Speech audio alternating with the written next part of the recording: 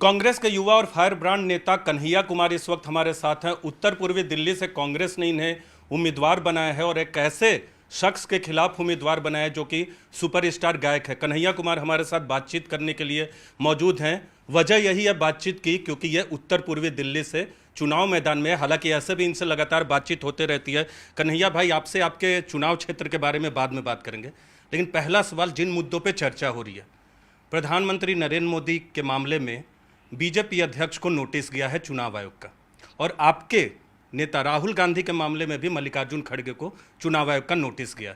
कैसे देख रहे हैं? पहले तो बहुत बहुत बधाई कि चुनाव आयोग ने जो है ये हिम्मत दिखाई, क्योंकि चुनाव आयोग किसी पार्टी का नहीं है। चुनाव आयोग एक संवैधानिक संस्था है और जो लोग भी मॉडल कोड ऑफ कंडक्ट का वायलेशन करें, चाहे वो किसी भी पार्टी के हों, चाहे आप करें या हम करें, उन पर बिना किसी कहते हैं ना उसको बाइसनेस के, पारदर्शी तरीके से जो है उस पर चुनाव आयोग अपना कार्रवाई करे। चुनाव आयोग कार्रवाई करेगा। प्रधानमंत्री नरेंद्र मोदी ने तमाम रैलियों में, कई रैलियों में आपके मैनिफेस्टो को, कांग्रेस पार्टी के मैनिफेस्टो को जोड़ा मुस्लिमों से, इनहेरिटेंस का मसला खड़ा किया। आप ही के पार्टी के सैम पित्रोदा हैं, उन्होंने इनहेरिटेंस पे बयान दिया, हालांकि कांग्रेस पार्टी ने खारिज किया। कैसे देख रहे प्रधानमंत्री ने ये जो नैरेटिव सेट किया है चुनाव में, क्योंकि आप भी चुनाव लड़ रहे हैं, वहां भी प्रधानमंत्री आ सकते हैं, बीजेपी के दूसरे नेता आ सकते हैं, तो कैसे काउंटर करेंगे और प्रधानमंत्री के इन बयानों को आप कैसे देखते हैं? जी, सबसे पहले तो प्रधानमंत्री जी को बहुत बहुत धन्यवाद कि वो अपना मैनिफेस्टो छोड़ करके कांग्रेस मैनिफेस्टो का चर्चा कर रहे हैं। मतलब 10 साल से वो प्रधानमंत्री हैं, 2 बार प्रधानमंत्री हो गए हैं, और 10 साल में उन्होंने क्या काम किया है ये बताने के लिए उनके पास कुछ नहीं है। वो जो है घोषणा पत्र लेकर के आए हैं कि नहीं लाए हैं, अगर लाए हैं तो उसमें क्या लिखा हुआ है वो इसके बारे में बात नहीं कर रहे हैं। कांग्रेस पार्टी के बारे में बात कर रहे हैं, कांग्रेस पार्टी के घोषणा पत्र के बारे में बात कर रहे हैं, तो स्वाभाविक रूप से कोई अच्छी बात तो करेंगे नहीं, तो जो है अपने तरह से मन गढ़ंत बातें कर रहे हैं। और मैं बार बार कहता हूं कि प्रत्यक्षम किम प्रमाणम, आपके पास भी जो है कांग्रेस पार्टी का न्याय पत्र है, सबके पास है। प्रधानमंत्री के जो स्टेटमेंट हैं उसको खोल करके देख लीजिए। अगर वो कहीं लिखा हुआ है तब तो हम गलत हैं, अगर नहीं लिखा हुआ है इसका मतलब प्रधानमंत्री जी गलत बात कर रहे हैं। और प्रधानमंत्री जैसे पद पर बैठ करके इस तरह से किसी पार्टी के घोषणा पत्र के बारे में झूठ बोलना अशोभनीय है। अशोभनीय आप बता रहे हैं, लेकिन चुनाव में वो तो चुनाव आयोग देखता है कि क्या मॉडल कोड ऑफ कंडक्ट का उल्लंघन है कि नहीं, और चुनाव आयोग ने नोटिस भी दिया उनके अध्यक्ष को। लेकिन इन सब मुद्दों से आपकी पार्टी को नुकसान होगा, चाहे कहीं भी, दिल्ली की बात करें या दूसरे राज्यों की बात करें, क्योंकि भावनात्मक मसलों पे वोट तो पड़ता है, इसे आप भी स्वीकार करेंगे। देखिए, हमको पार्टी को क्या फ़ायदा नुकसान होगा इस लिहाज से राजनीति नहीं करते हैं। देश को नुकसान नहीं होना चाहिए, देश के लोगों को नुकसान नहीं होना चाहिए। और प्रधानमंत्री जी बार बार कोशिश करेंगे कि वो मुद्दे भटकाएं। हम तो वही सवाल करेंगे जो सवाल हम जनता के बीच से लेकर के आए हैं। आज इस देश में नौजवान बेरोजगारी से परेशान हैं, आम लोग महंगाई से परेशान हैं, किसानों को उनके फसल का दाम नहीं मिल रहा है, अमीरी और गरीबी की खाई लगातार बढ़ रही है। तो हमारे लिए जो 5 न्याय है वो महत्वपूर्ण है कि अगर हमारी सरकार बनती है तो हम महिलाओं को हर साल 1 लाख रुपया देंगे। अगर हमारी सरकार बनती है तो हम 30 लाख रिक्त पदों को भरेंगे, और जो भर्ती में घोटाले होते हैं उस घोटाले को बंद करेंगे, और जो पेपर लीक होता है उस पर कार्रवाई करेंगे कानून बना करके। किसानों को उनके फसल का सही दाम मिले, इसलिए एमएसपी का जो है गारंटी कानून लेकर के आएंगे, कानून बना करके एमएसपी की गारंटी करेंगे। और जो मज़दूर हैं उनके लिए 400 रुपये दैनिक मजदूरी मिले।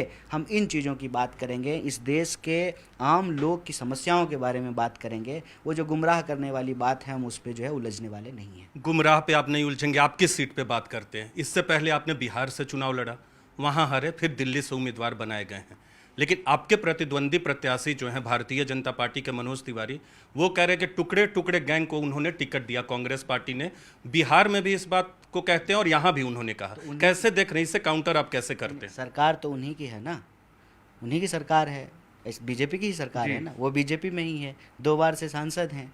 जब वो हमारे ऊपर कीचड़ उछाल रहे हैं ना तो अपना हाथ गंदा कर रहे हैं।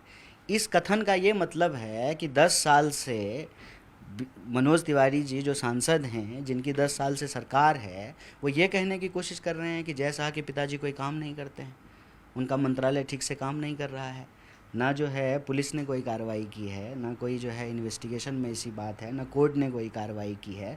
तो किस आधार पे ये बात बोल रहे हैं? अगर वो बोल रहे हैं तो उनकी सरकार तो दो दो मुख्यमंत्री को जो है, चुने हुए मुख्यमंत्री को पकड़ करके जेल में डाल दिया, तो हमको ऐसे ही छोड़ दिया है क्या? तो आपके खिलाफ इस तरह की बयानबाजी करते हैं, आप खुद कह रहे हैं कि हम पे तो कोई इल्जाम नहीं लगा, दोषी आप नहीं पाए गए, तो आप इन बयानों की शिकायत चुनाव आयोग में करेंगे? क्यों करेंगे, किस लिए करेंगे? हम तो उनसे यही पूछेंगे कि आपको मुझे जितना गाली देना है दीजिए, ये तो बताइए कि आपने नॉर्थ ईस्ट की जनता के लिए 10 साल में क्या किया, कितने बार जो है उनके सुख दुख में खड़े रहे। कोरोना जैसी महामारी जब थी तो कितना ऑक्सीजन सिलेंडर आपने लोगों को दिया, कितने रेमडेसिविर की दवाई पहुंचाई, कितना लोगों को बेड दिलाया, कितना वहाँ के जो है नाले ठीक कराए, कितना वहाँ का ट्रैफिक व्यवस्था दुरुस्त किया, कितनी जो है लाइटें लगवाई, कितना अस्पताल खोला, कितना स्कूल खोला। हम तो यही सवाल पूछेंगे। वो आरोप लगाएंगे इसलिए ताकि वो क्या काम किए हैं यह जनता उनसे ना पूछे। तो उनके जो है ये जो है ना भटकाओ और राज करो की नीति में हम फंसने वाले नहीं हैं। डिवाइड और रूल फुट डालो और राज करो की नीति में हम फंसने वाले नहीं हैं। आरोप वो लगाते रहें, लेकिन ये आरोप उनके ऊपर लगेगा कि सरकार तो आप चला रहे हैं, कार्रवाई क्यों नहीं कर रहे हैं। हम तो उनसे ये पूछेंगे कि बतौर सांसद आपने क्या काम किया है ये बताइए, और जनता अगर हमको सांसद बनाती है, हमको आशीर्वाद देती है, तो हम क्या काम करेंगे ये हम जनता को बताएंगे। उत्तर पूर्वी दिल्ली से आपको टिकट दिया गया, कांग्रेस के अंदर भी विरोध इस बात को लेकर कि कन्हैया बाहरी हैं, जो खबरें आई हैं और जो हमें भी पता चली है बहुत सारी चीज़ें, तो आप इसको कैसे काउंटर करके, जो अंदरूनी विरोध हो रहा है या अंदरूनी सहयोग नहीं मिला कन्हैया, क्योंकि विधानसभा का चुनाव छोटा होता है, लोकसभा चुनाव बड़ा होता है, आप भी देख चुके पहले भी, तो कैसे काउंटर करेंगे इन सब चीज़ों को, कैसे देखते हैं उस विरोध को पार्टी के अंदर? अच्छा, तो आपने कहा ना कि हम दूसरी बार चुनाव लड़ रहे हैं, जी। मतलब एक्सपीरियंस है चुनाव लड़ने बिल्कुल, का, बिल्कुल। है। तो जब हमको चुनाव लड़ने का एक्सपीरियंस है तो स्वाभाविक रूप से वो एक्सपीरियंस काम आएगा। दूसरी बात, जहाँ तक विरोध का है, ऐसा विरोध किसी ने कोई हमारे सामने जाहिर नहीं किया। फिर भी अगर आप कह रहे हैं और अगर हम मान लें तो एक बात बताइए, बिहारी को बाहरी कहना ये कौन सी नई बात है? लेकिन जो कह रहे हैं उनसे ये भी तो सवाल पूछा जाएगा ना कि मोदी जी कौन सा बनारस के थे? अभी मनोज तिवारी जी तो वहीं सांसद हैं 2-2 बार के, वो कौन सा जो है नॉर्थ ईस्ट दिल्ली में पैदा हुए? मैं तो उनसे पहले से नॉर्थ ईस्ट दिल्ली में रह रहा हूँ। मैं 2009 में आया था दिल्ली जब यूपीएससी की तैयारी करने के लिए, तब से जो है नॉर्थ तो ईस्ट ये तो दिल्ली आपकी पार्टी के लोगों को समझना होगा। नहीं, हमारी पार्टी के लोग ऐसा कह ही नहीं रहे हैं, किसी ने आकर के नहीं कहा। ये आपने हमको कहा है तो मैं उसका जवाब दे रहा हूँ, मेरी पार्टी के लोगों ने नहीं। मुकाबला कैसा होगा मनोज तिवारी से, ये बताइए, मुकाबला कैसा होगा? क्योंकि सातों की सातों सीट तो बीजेपी जीती, इकलौते सांसद थे मनोज तिवारी जिनका टिकट बचा है दिल्ली में। मुकाबला कैसा होगा कन्हैया कुमार बनाम मनोज तिवारी, जिनका दोनों का जुड़ाव बिहार से और दोनों दिल्ली में चुनाव लड़ रहे हैं? मुकाबला जो है उसका फैसला जनता करती है। अभी तो मुकाबला ठीक से शुरू भी नहीं हुआ है, मुकाबला देखेंगे आप लोग। कन्हैया जी 2 मिनट, क्योंकि राहुल गांधी और प्रियंका गांधी दोनों का चल रहा है कि अमेठी रायबरेली से चुनाव मैदान में उतर सकते हैं। आप एनएसयूआई के प्रभारी हैं। तो वो उतर लेंगे, बिल्कुल तो पता बिल्कुल चलेगा। बिल्कुल बिल्कुल नहीं पता चलेगा, मैं आपसे ये नहीं पूछूंगा। आप कैसे देखते हैं दोनों को चुनाव मैदान में उतरना चाहिए, और उतरने से कितना फायदा होगा? युवाओं को आप देखते हैं, युवा कांग्रेसियों को देखते हैं और वरिष्ठ कांग्रेसियों को भी देखते हैं। ये सब फैसले पार्टी के हैं और पार्टी नेतृत्व इस पर फैसले लेती है। ये किसी टीवी इंटरव्यू में तो ये संभव नहीं है इस पर डिसीजन लेना। एक अंतिम सवाल, 400 पार वो कह रहे हैं, राहुल गांधी कहते हैं 150 के आसपास बीजेपी रहेगी, आपका आकलन क्या है? मैं कोई आकलन नहीं कर रहा हूँ और मेरा जो है इसमें भरोसा भी नहीं है। जो भी होगा, कि ज़्यादा दिन तो है नहीं, 1 महीने में सबको पता चल जाएगा। लेकिन मोदी सरकार आएगी वापस या आउट हो जाएगी, इंडिया की सरकार आएगी? अरे जनता जिसको लाएगी वो आएंगे, जनता नहीं लाएगी तो नहीं आएंगे। मुझे तो इस तरह के बोगस नंबर पे कोई भरोसा ही नहीं है। हम कैसे कह सकते हैं कि 400 पार होगा कि 500 पार होगा? ठीक है, अब नीतीश जी तो कह दिए जो है 4000 पार होगा, तो क्या कीजिएगा, नंबर है, सुनते हैं हम लोग। तो नंबर में विश्वास नहीं रखते, कह सकते कि भविष्यवाणी में विश्वास नहीं रखते, जनता पे विश्वास कर रहे हैं।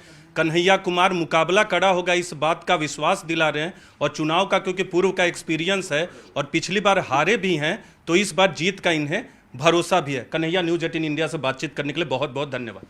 धन्यवाद आपका भी, सभी दर्शकों का बहुत धन्यवाद। कैमरा पर्सन ईश्वर के साथ नीरज कुमार, न्यूज़ 18 इंडिया, दिल्ली।